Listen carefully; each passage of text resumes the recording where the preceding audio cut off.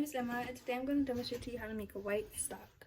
Okay, so the first things you're going to need is, I don't have real ingredients, I just have a paper, but I just cut them to represent the things you need. So, these are your chicken bones. You can either use chicken, I'm making the chicken stock, but you can make chicken, you can use veal, you can use fish, bones for your white stock. You're going to need your mirepoix, which is celery, carrots, and onions. Okay? And you're going to need your aromatics, which are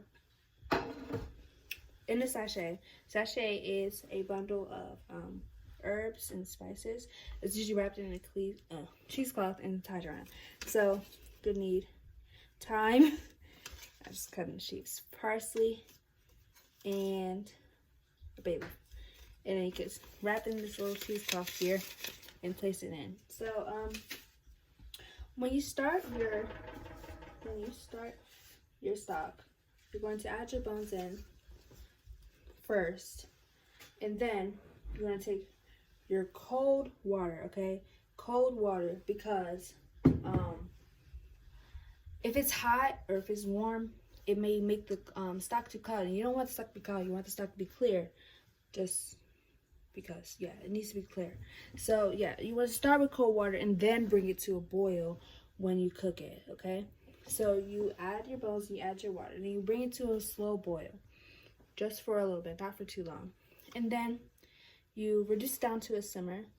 And once you're letting it simmer, you want to be simmering it for like hours and hours, depending on how big your stock is. The bigger your stock is, the longer it's going to take. So while it's simmering, you need to take a ladle and you need to lightly skim the top of the stock, just so you can remove all the little bits that come off of the chicken. Okay, when you use the chicken, you don't want to well, you can use the meat part too. Mostly people use bones, but you can also use meat because the meat adds more flavor.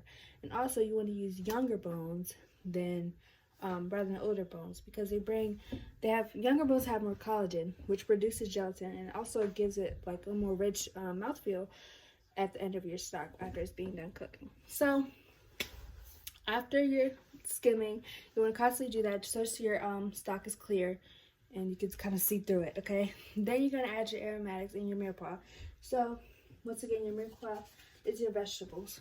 Your vegetables need to be the same size. They need to be cut roughly around the same size, because if you cut them in different sizes, they won't cook around the same time.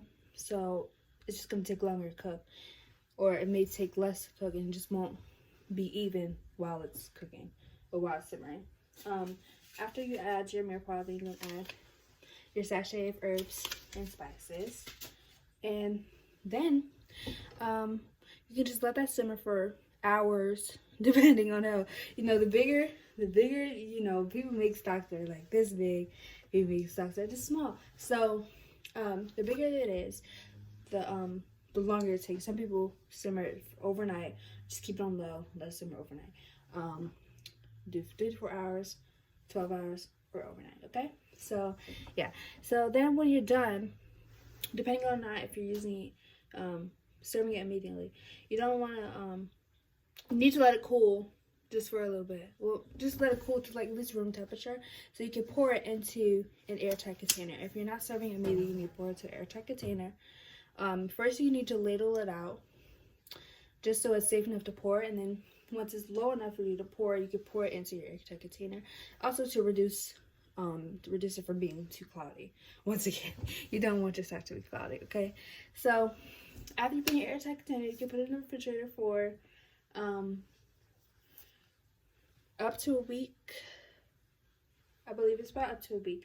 And then you can put it in the freezer for about 3 or 4 weeks maybe. So yeah, that's just the basics of the stock. Thanks for watching.